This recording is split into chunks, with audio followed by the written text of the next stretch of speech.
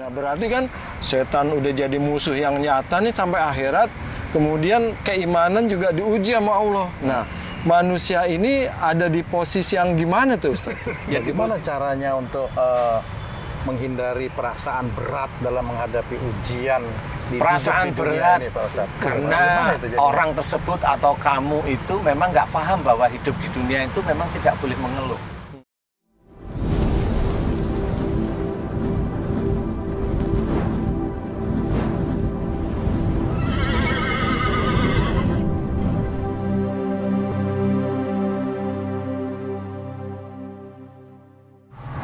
Bismillahirrahmanirrahim. Assalamualaikum warahmatullahi wabarakatuh. Waalaikumsalam warahmatullahi wabarakatuh. Sahabat beriman dan para pemirsa dimanapun berada, kita jumpa lagi di Ustadz Danu Official Channel. Semoga kita semua dalam keadaan sehat dan lindungan Allah Subhanahu wa Ta'ala. Amin. Sahabat beriman, saya sudah bersama guru kita Pak Ustadz Danu. Assalamualaikum Pak Ustadz. Waalaikumsalam warahmatullahi wabarakatuh. Sehat Pak Ustadz? Alhamdulillah. Alhamdulillah. Assalamualaikum Bang Haji. Waalaikumsalam Pak Tung. Sehat? Alhamdulillah. Alhamdulillah. Sahabat beriman dimanapun berada, kali ini memang agak berbeda situasinya karena kita lagi berada di sebuah taman di Tebet nih, sahabat beriman ya. Kita akan ngaji lagi bersama guru kita Pak Ustadz Danu. Mudah-mudahan nanti bisa bermanfaat untuk meningkatkan keimanan dan ketakwaan kita kepada Allah Subhanahu wa Ta'ala. Amin, amin. Pak Ustadz, saya ingin bertanya Pak Ustadz. Mudah-mudahan nanti ini bisa menguatkan keimanan saya juga secara pribadi. Sebenarnya untuk apa sih kita hidup di dunia itu Pak Ustadz? Karena kok yang saya rasa ya, itu kok agak berat sekali dihubungkan dengan yang harus dilakukan, yang kemudian nanti ada kehidupan lain lagi setelah di dunia ini. Jadi bagaimana sebenarnya ini tujuan kita hidup di dunia ini Pak Ustadz? Mohon pencerahan. Ya, sebelumnya bismillahirrahmanirrahim. Assalamualaikum warahmatullahi wabarakatuh. Jadi seperti yang tertulis dalam Quran, memang keinginan Allah menciptakan manusia itu memang dari Allah aja. Istilahnya ada beberapa cerita diceritakan bahwa Allah menciptakan Adam itu dari mau diceritakan tentang Muhammad ceritanya. Oh. Jadi seperti itu. Jadi karena nanti titik akhirnya itu pada Rasul kita yang tercinta nih, Muhammad Sallallahu Alaihi Wasallam. Jadi diciptakanlah Adam dahulu. Nah, diciptakan Adam, kemudian urutannya jelas nanti. Iya. Cuma memang walaupun Allah tahu dengan diciptakannya Adam itu dikasih nafsu yang seperti saat ini, nafsu manusia itu mirip-mirip ya. Iya, betul. Itu Allah juga tahu sebenarnya. Nah, akhirnya banyak hal yang diceritakan tentang akhirnya pembeda antara manusia dengan malaikat, dengan setan, dengan jin itu diceritakan. Kemudian disitulah mulai ada benturan. Kalau malaikat disuruh sujud pada Adam mau, kalau iblis pada waktu itu tidak mau karena merasa hebat, merasa diciptakan dari api. Jadi titik-titik itulah mulai muncul sampai saat ini. Iblis dengan anak turunnya setan dan sebagainya itu akan menggoda manusia. Nah, itu salah satunya masuk di dalam nafsunya manusia. Nah, diciptakannya manusia atau apa tujuan hidup kita sebagai manusia itu sebenarnya kembali sama seperti ini. Kalau Adam dulu itu diciptakan gagal, akhirnya diturunkan ke bumi, gagal kan, digoda dengan setan, tergoda sehingga diturunkan ke bumi ini. Ini adalah sama seperti kalau kamu ikut tes si penmaru, apa namanya? Itu zaman kita. Iya. Apa sekarang itu apa ya, Ci? Sekarang itu UMPTN. UMPTN ya. Ujian masuk yang perguruan saat tinggi. ini itu gagal, kemudian besok diulang lagi seperti itu. Dan pada saat masuk, yaitu manusia ada di dunia, mulai ada ujian demi ujian. Kalau masuk di fakultas yang kita inginkan, ujian demi ujian harus kita lalui. Nah, ujian manusia hidup itu adalah sebenarnya salah satu variasi dari ketaatan kita. Variasi. Jadi ujian itu memang variasi. Ujian Dinamika, itu apa? ya? Dinamika. Variasi atau dinamika atau yang selalu mengiringi kita. Ada ujian yang namanya musibah. Musibah itu bisa aja kecelakaan, tidak nyaman, sakit dan sebagainya, tidak punya harta, tidak punya anak. Semua itu ujian yang bentuknya bisa aja itu musibah. Kemudian ujian yang menyenangkan hati, ya dapat rezeki, dapat suami yang soleh, dapat istri yang soleha, dikasih anak, keinginan punya anak laki dikasih, keinginan punya anak pandai dikasih. Nah, ujian-ujian seperti itu melalaikan juga sebagai manusia. Nah, itu salah satu atribut nanti manusia itu takwa enggak pada Allah Ta'ala. Jadi untuk menjadi lulus itu ibaratnya nanti dihisab itu yang perbuatan baik dan perbuatan buruk itu saling mengurangkan istilahnya. Kalau banyak perbuatan buruk berarti ya ya nanti ini muslim ya, yang muslim banyak perbuatan buruk ya bisa aja dia nggak masuk surga, bisa aja, haknya Allah. Kalau memang baiknya hanya sedikit, buruknya banyak, ya gimana itu kalau istilahnya innal hasanati yudhibnas sayyi'ah. Sesungguhnya amal perbuatan baik mengurangi perbuatan yang buruk. Jadi perbuatan baiknya kecil, perbuatannya buruk besar, ya memang sama, tambah kurang itu seperti itu. Sehingga malah perbuatan baik itu hanya mengurangi buruk sedikit dan buruknya banyak, malah masuk neraka, seperti itu. Ketakwaan kita sebagai manusia diuji di situ oleh Allah Ta'ala dengan diturunkan para nabi, para rasul untuk membimbing manusia itu memahami tentang Allah. Hidup di dunia ini ujian. Semua orang tahu hidup di dunia ini ujian. Tapi pada saat mengaplikasikan, mengamalkan, ini kadang-kadang murat-marit. Umpama ada seorang yang dia dakwah, dia tahu tentang agama Islam, ya belum tentu itu sehari-hari dia bisa menjalankan aturan-aturan Allah. Sholat bisa lah, puasa bisa lah, baca Quran bisa lah. Tetapi pada saat dihadapkan dengan istri, dengan anaknya, nah di situ bisa aja beliau itu terganggu. Jadi apa yang dia kerjakan, apa yang dia ketahui tentang ilmu-ilmu agama bisa aja memang tidak bisa dikerjakan dalam kehidupan sehari-hari. Kenapa tidak bisa dikerjakan? Bisa aja pada saat dakwah itu ada kesombongan. Kesombongan pada saat dakwah dia lupa dakwahnya itu viral sehingga muncullah ujub, riak dan sombong. Sehingga dengan dakwah itu saya dapat sekian ratus juta. Di situ ada kesombongan akhirnya. Nah, Allah akan melihat posisi ini. Itulah ujian yang harus dihadapi seseorang. Kalau itu dakwah, kalau kamu umpamanya, kamu bekerja, di dalam pekerjaan ujiannya apa? Ujiannya ya menggerakkan tenaga kerja kamu. Ujiannya adalah atasan-atasan kamu. Loh, atasan saya ujian? Iya, karena kalau dulu di proyek itu kan pasti ada titip atau ada yang bisa disimpen dek. Kalimat yang mengajak orang itu untuk mencuri sebenarnya. Ada yang bisa disimpen dek, itu sudah cukup. Kalau dulu, maaf Pak Ustadz, kalau dulu saya tidak menganggap itu sebagai satu ujian. Terus? Saya menganggap itu sebagai satu perintah antara atasan sama bawahan, malah seperti itu Pak Ustadz. Boleh sih, sebenarnya boleh. Itu yang polisi yang suruh nembak polisi lain ke orang lain itu ya tetap tersangka.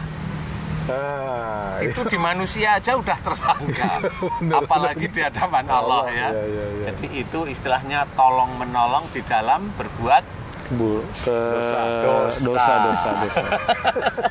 Jadi seperti itu. Nah, yang dicari oleh Allah Ta'ala orang hidup itu adalah ketakwaan. Makanya diceritakan dalam Quran, inna akramakum indallahi atqakum. Sungguhnya orang yang mulia di hadapan Allah adalah orang yang paling takwa. Jadi di sini diceritakan takwa itu yang bagaimana? Takwa itu paham ilmu Allah tentang agama, dikerjakan di setiap harinya, di setiap hari, di setiap detiknya, di setiap menitnya itu dikerjakan. Itu takwa namanya. Jangan mengganggu melalui lisan. Kenapa kamu omonganmu kok selalu rapi? Karena memang di dalam Islam tidak boleh menghujat orang lain. Apalagi saya tidak tahu orang lain itu salah atau benar, kan nggak tahu. Betul. Nah itu ingat, itu dilarang. Apalagi orang lain itu satu saudara dengan kita, Muslim umpamanya, lah ngapain kita menghujat? Harusnya itu kan dipakai, wong orang Islam itu satu saudara dengan kita, seiman itu saudara dengan kita. Kenapa harus menghujat? Kenapa harus menjatuhkan? Kenapa harus dijelek-jelekkan? Nah Pak Ustadz, saya pernah dengar dari salah seorang YouTuber lah, anggap seperti itu Pak Ustadz, di YouTube ya. Beliau itu bertanya pada seseorang gitu, nah untuk apa Allah capek-capek ciptakan manusia, terus akhirnya akan dihancurkan pada kiamat. Nah, seperti itu juga akhirnya menggelitik juga itu pertanyaan itu ke saya. Oh iya ya. Jadi untuk apa sebenarnya hidup di dunia ini kalau akhirnya dihancurkan? Nah itu saya dengar dari beliau bertanya seperti itu kalau yang jadi Tuhan dia. Dia akan capek sendiri. Nah, kalau yang jadi Tuhan dia, ya begitu, itulah omongannya manusia. Kalau dia orang Muslim, kalau dia bisa sholat, kalau dia sering mengkaji Quran, hadis isinya, kayaknya orang Muslim itu nggak akan berani ngomong seperti itu. Karena kalau orang Muslim berani ngomong begitu, nah dia nggak nyantel selama ini. Cerita diciptakannya manusia nggak nyantel. Bahwa itu nanti akan dikembalikan. Allah hanya mencari aja, ingin mencari mana hamba-hamba Allah yang takwa. Nah kalau dia siapa juga nggak tahu. Dia merasa capek-capek. Lah kan kamu yang manusia yang capek. Kalau nggak ada capek. Seperti malaikat mengambil tugasnya, umpamanya menurunkan hujan, nggak ada malaikat capek, itu nggak ada. Iya benar. Iya, Ustaz. Kecuali kamu umpamanya suruh kerja, kamu bisa ngomong, bisa, aku ya, capek, aku kerja. betul. Lah itu kan manusia. Iya ya. Malah ngomongnya gini, aku manusia capek, bukan malaikat yang nama lagi, itu dibalik-balik omongannya. Seperti itu Pak Ustaz. Ya itu mereka ngomong itu karena ketidaktahuannya atau ingin menjegal agama Islam, atau memang dia tolol lah. Ini kan harus dipahami ya. Kalau Allah itu kan nggak ada capek ya. Allah menciptakan hanya dunia aja dengan tumbuh-tumbuhan, nggak ada capek kok. Sehingga diciptakan gunung lagi, diciptakanlah manusia. Manusia pun itu pun diciptakan oleh Allah Ta'ala, lahir dengan sifat-sifat yang sangat beda satu persatu. Sangat beda. Wong namanya keluarga, satu rahim aja bisa beda-beda. Doa ini banyak. Itu Allah nggak pernah ngeluh capek, nggak ada cerita capek dalam Quran. Nah itu makanya orang itu siapa orang itu? Apalagi orang yang dia tidak pernah sholat ngomongin tentang syahadat. Berpakaian aja nggak bener, malah ngomongin tentang Islam, tentang akhirat bagaimana. Loh, pakaian aja belum bener loh. Dia ngomongin tentang itu kok, orang kok ya mau dengerin dia itu. Kalau saya, ya udah biarin. Cuma kalau dia, ya ini haknya orang Muslim. Kalau memang orang itu sudah menyinggung Islam, silahkan dilaporkan aja. Saya seperti, iya nggak apa-apa. Oh dia bukan Islam kok. Betul, ngomongin masalah Islam ya sudah bisa. Ngomongin masalah Islam itu harus benar-benar belajar beneran, paham. Kalaupun ada beda pendapat tuh normal. Beda pendapat tuh normal. Di awal tadi Pak Tung bertanya tentang untuk apa manusia itu, saya teringat tentang ayat dalam Al-Qur'an, Ustaz. Wa ma khalaqtul jinna wal insa illa liya'budun. Tidaklah aku ciptakan jin dan manusia kecuali untuk beribadah. Nah, kemudian setan berjanji akan menggoda manusia sampai hari kiamat. Kemudian Allah juga berkata, belum dikatakan seseorang itu beriman sebelum diuji. Nah, berarti kan setan udah jadi musuh yang nyata nih sampai akhirat. Kemudian keimanan juga diuji sama Allah. Nah, manusia ini ada di posisi yang gimana tuh, Ustaz? Ya di posisi yang tadi sudah benar itu tadi.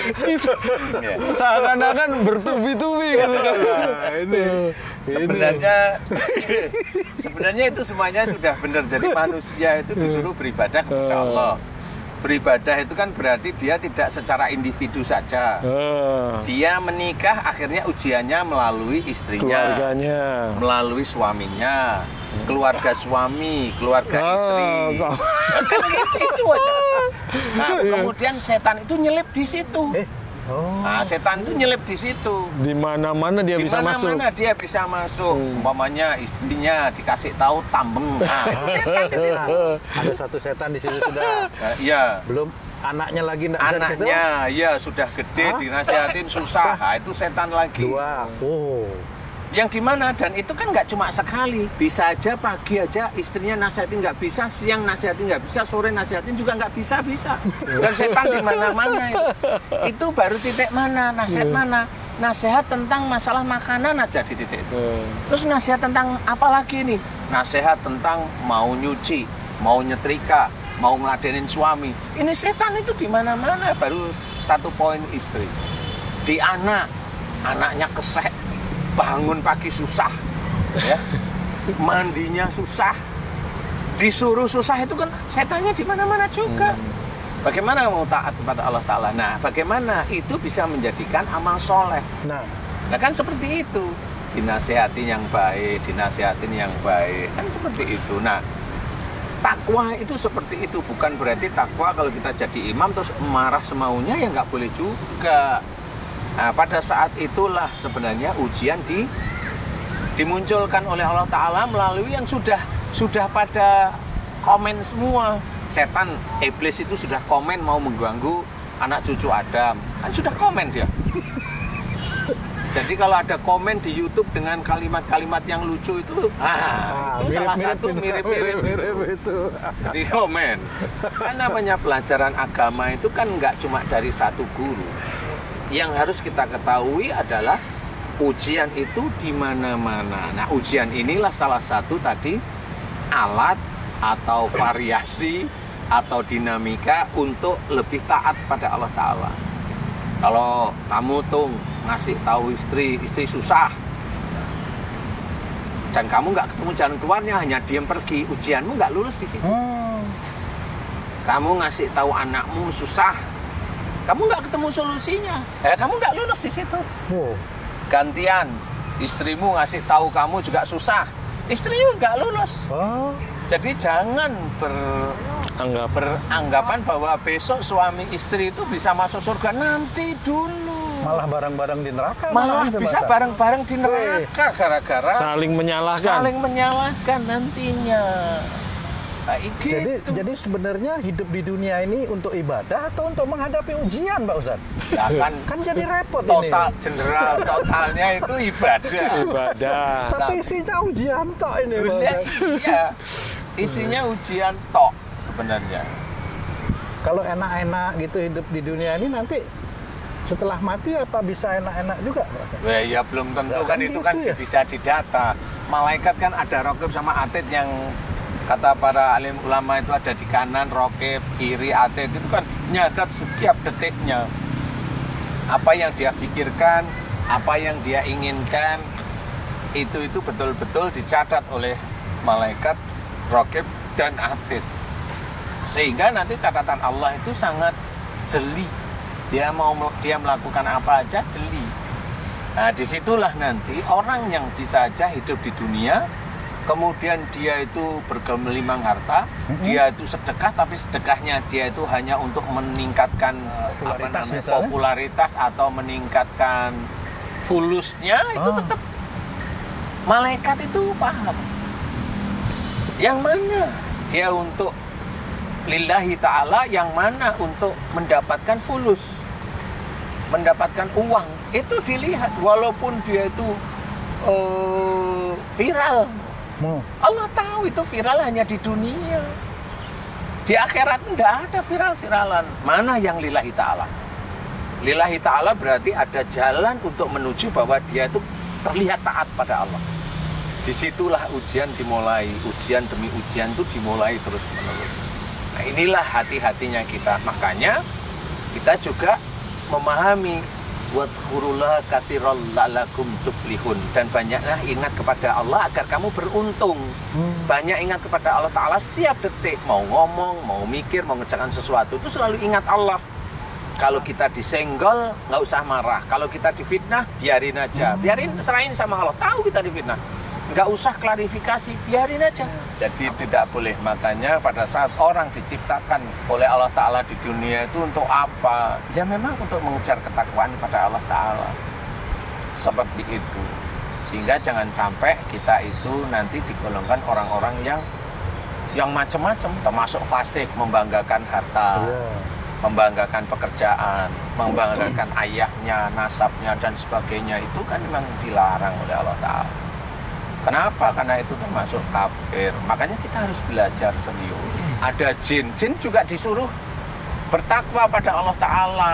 Nah, kita sendiri manusia Islam itu kadang-kadang lucu. Ada orang kesurupan, jinnya dimaki-maki agar dia mau menyembah Allah. Lagi mana? Dipaksa. Dipaksa. Nah itu lucu. Nah, itu cara Nabi bukan. Bukan kalau saya jawab. Rasul nggak seperti itu. Bukan.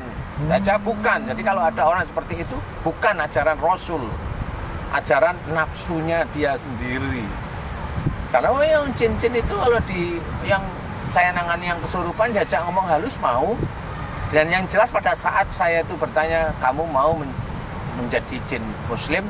Dia jawab, mau Ustadz. Itu langsung sadar kok orangnya. Loh ini bener nih. Berarti pada saat dia itu ikrar mau menjadi jin Muslim, dia jawab mau, itu ikrar, dia pasti lepas dari santet itu, dari tubuhnya manusia itu. Itu normal kok. Tapi kalau ada jin santet ngomong kamu mau jadi muslim, mau tapi masih itu bohong. Berarti kenapa dia dipaksa? Yang maksa yang ngomong itu. Enggak, kalau saya tangani biasa, dan saya nggak pernah kejam dengan jin. Karena apa? Dia sama, jin itu juga makhluk. Saya hebat-hebatnya sama, anggap aja jin itu seperti harimau. Mau bagaimana kita nangani harimau? Dilembutin atau dikasari gitu ya? Kan gitu ya. Atau dikasih daging biar dia mau Ya sebenarnya seperti itu. Nah inilah yang harus kita sadari, bahwa belajarlah kita dekat sama Allah Ta'ala di semua detik, apapun bentuknya. Bagaimana caranya untuk menghindari perasaan berat dalam menghadapi ujian di perasaan hidup di berat dunia ini, Pak Ustadz? Menghadapi hidup di dunia itu juga setan, sama aja. Bagaimana caranya untuk menetralisir atau mengatasi itu? Karena itu orang tersebut atau kamu itu memang nggak paham bahwa hidup di dunia itu memang tidak boleh mengeluh. Kalau orang itu bisa punya pikiran berat, berarti dia itu ada mengeluh. Putus asa. Ada belum ke arah putus asa sih. Ya belum, tapi dia mengeluh. Kok aku yang aku cari-cari kok nggak dapat. Itu kan ngeluh dia. Mengeluh dengan bersedih beda ya Pak Ustadz ya? Mengeluh bersedih itu nanti, dari mengeluh itu nanti ada tahapan sedih. Sedih nanti ada tahapan lebih tinggi lagi, namanya putus asa. Yang akhirnya nanti ada skizofrenia, yang disuruh di sini bunuh diri. Yang akhirnya sering kedapatan orang loncat dari apartemen, itu salah satunya skizofrenia itu. Seperti itu. Mengeluh itu termasuk nafsu juga, Pak Ustadz. Berarti nafsu itu yang harus ditekan seperti itu. Iya, memang yang salah satu peperangan yang tersulit itu kan perang terhadap hawa nafsu. Cara mudah awal pertama kali untuk bisa menekan nafsu harus seperti apa? Pertama kali harus belajar agama dengan baik dulu. Ilmu agama harus tahu dulu. Nah, baru kemudian dijelaskan titik ini nafsu, kemudian nafsu ini akan berhubungan di pekerjaanmu, di rumah tanggamu, di lingkunganmu. Nah, di situ harus dijelaskan. Kalau enggak hanya cerita aja nafsu itu adalah setan, nafsu jelek itu adalah setan. Ngomong aja semua orang juga tahu, anak SD pun tahu. Betul. Kan nggak dijelaskan nafsu yang bagaimana. Sehingga orang keluar dari majelis itu ya masih aja begitu. Iya. Coba saya tanya, dulu waktu kamu masih aktif kerja, kan Iya. banyak kajian-kajian. Banyak ya. Ya? Ya betul Pak Ustadz. Mana yang ingat? Nggak ada. Nggak ada. Nggak tahu yang mulia. Iya. Mana yang ingat? Enggak. Karena kajian yang diberikan itu nggak berhubungan dengan kerjaannya, jadi lebih mengutamakan kerjaan waktu itu ya Pak Ustadz ya, sehingga nggak ada yang Iya, diingat rata-rata gitu. kalau orang-orang pendakwah, rata-rata, nggak semua orang pendakwah itu kalau sudah dimintain ngisi di instansi, biasanya mengangkat Iya. instansinya. Lawang dibilang itu yang penting kita sudah sholat pasti jaminannya surga. Lagi mana lagi kan sudah, yang penting kan sudah sholat. Ini itu kan memang Ya waktu jangan, ya sholat itu tidak menjadi patokan, tetapi boleh walaupun tidak salah. Kalau ini kan ada dalam Quran, celakalah orang Iya, yang betul. sholat. Iya. Kalau dia sehari-hari menghadik anak yatim, tidak memberi makan Lalu orang-orang miskin. miskin. Lah kan jelas. Itu berarti sholat itu tidak menjadi jaminan. Berarti ada disuruh oleh Allah Ta'ala berbuat baik. Makanya kita harus, sehingga pada saat orang itu atau kita itu sudah sholat, nggak ada kesombongan.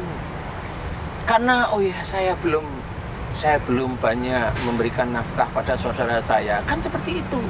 Oh saya juga tidak boleh saya menghadik saudara saya yang yatim. Oh ya saya belum ngasih sedekah kepada ibu bapak saya. Lah kan begitu. Sehingga kita itu tambah tunduk. Bukan sholatnya kita dibanggakan, selesai orang itu sholatnya dibanggakan. Selesai dia. Sholat itu sama seperti orang bersedekah. Orang bersedekah itu ibarat tangan kanan itu memberi, tangan kiri nggak melihat. Sama sholat itu yang tahu hanya kita dengan Allah. Kalau berjamaah ya tahu ya dengan majelis itulah ya, dengan jamaah itu. Tapi kan nggak ada kemudian keluar itu terus kita di sini itu saya yang ahli jamaah kan gitu. Ya, kalau sudah ya memang ada seperti itu ya sudah selesai dia hidupnya. Walaupun dia merasa nggak capek sholat, tapi selesai dia nanti dia di akhirat. Dia akan dinilai oleh Allah Ta'ala dan itu lebih jeli daripada mata manusia. Jadi semua perbuatan baik, semua ibadah, kalau dia itu ada ujub, ada riya, selesai. Apalagi sombong, selesai dia sudah. Makanya itu juga diceritakan. Tidak boleh sombong, karena akan menghabiskan amal-amal soleh. Berat sekali ya Bang Ji. Ya harus dikerjain. Ya semakin tahu agama semakin orang terasa berat. Tapi kalau kita tahu agama dikerjakan setiap hari, ya insya Allah nggak ada berat lah, biasa-biasa aja. Kalau merasa berat itu kan karena keinginan kita nggak terpenuhi aja. Sebenarnya kan hanya itu. Kalau terpenuhi ya menjadi nggak berat. Tapi menjadi ujub, riak dan sombong lah kan begitu.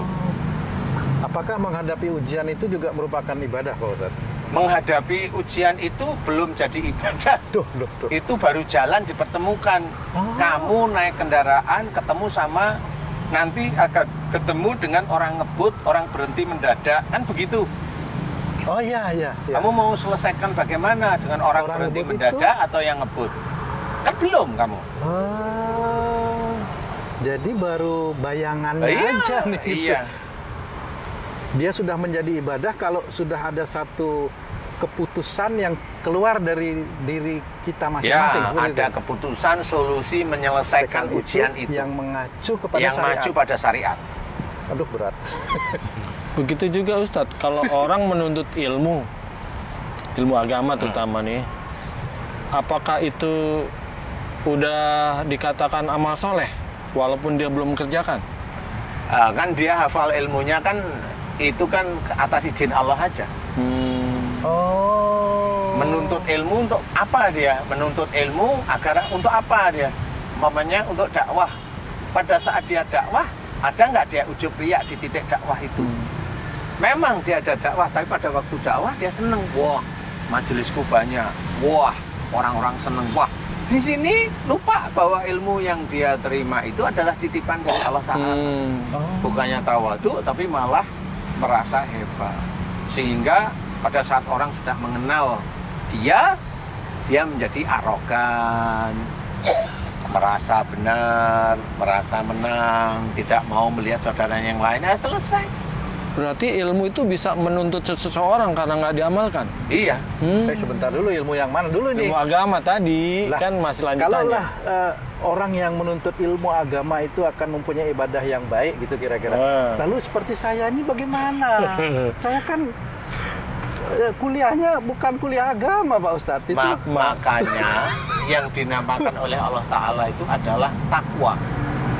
bukan menuntut ilmu apapunnya. Itu menjadi salah satu alat saja. Alat jalan menuju Menuju takwa. Sebenarnya Ustadz yang dinamakan menuntut ilmu menurut saya bukan di tempat-tempat sekolah, perkuliahan dan lain, apapun yang kita terima sebagai ilmu itu dikatakan ilmu, gitu kan? Betul. Nah, contoh kita belajar ilmu tentang sholat, hanya sebatas tahu tapi nggak dikerjakan sholatnya, itu berarti ilmu itu menuntut kita nanti. Iya, bukan ilmu menuntut kita. Istilahnya pertanggungjawaban. Ilmu itu punya roh kalau menuntut. Iya, pertanggungjawabannya jelas. Istilahnya menuntut ya. Insya Allah seperti itu. Makanya kita juga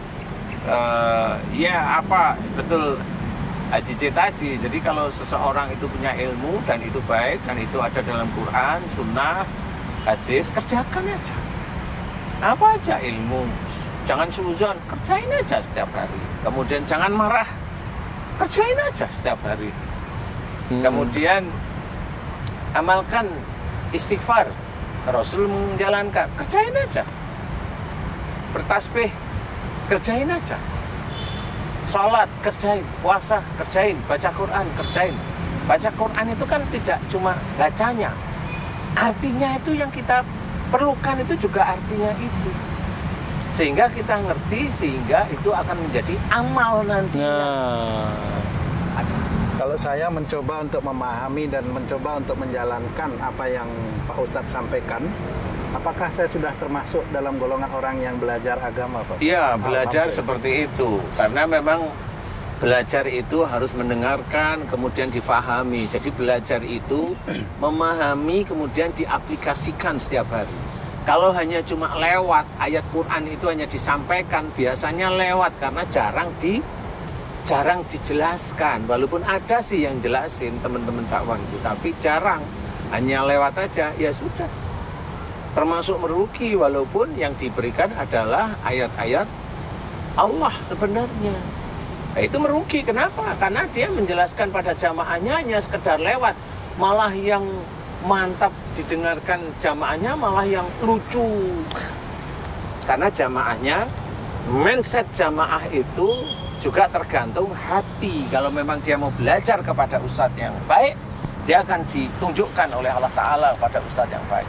Tapi kalau dia hanya cuma ustadz yang lucu itu seperti dagelan, ya orang yang datang ke situ ya ingin melihat dagelan Islam. Ada 1-2 yang ibadah tapi banyak yang enggak, ya rugi. Walaupun viral itu kan di dunia. Dan viral itu di dunia dia sombongkan. Nah, selesai sudah. Gitu-gitu aja cara menilai. Sehingga kita mau cari viralnya atau cari orang itu mendengarkan, bisa paham tentang surga itu bagaimana, menuju surga itu bagaimana. Itu yang sulit. Apakah itu bisa dikatakan juga bahwa ruginya orang-orang yang sholat ya, seperti yang menyampaikan seperti itu, Pak? Ya salah satunya bisa aja. Karena Masya Allah. sholat itu hanya 5 menit. Iya, sudah gitu rugi lagi dengan perkataan yang salah seperti itu, Pak. Astagfirullahaladzim. Jangan ya, mudah-mudahan bermanfaat lah. Amin. Ya. Baik, terima kasih banyak Pak Ustadz penjelasannya tentang untuk apa kita hidup di dunia. Mudah-mudahan ini bisa bermanfaat untuk diri saya pribadi khususnya, ya Bang Ji, dan juga untuk para pemirsa dan sahabat beriman dimanapun berada. Sahabat beriman dimanapun berada, demikian tadi penjelasan dari guru kita Pak Ustadz Danu. Mudah-mudahan ini bisa meningkatkan keimanan dan ketakwaan kita kepada Allah Subhanahu wa taala. Amin. Dan kita jangan pernah lengah atau jangan pernah terbuai oleh ujian-ujian yang enak, yang tidak enak. Tetap kita harus semangat mengacu kepada syariat Islam. Terima kasih atas perhatiannya. Wassalamualaikum warahmatullahi wabarakatuh. Waalaikumsalam warahmatullahi wabarakatuh. Alhamdulillah. Terima kasih.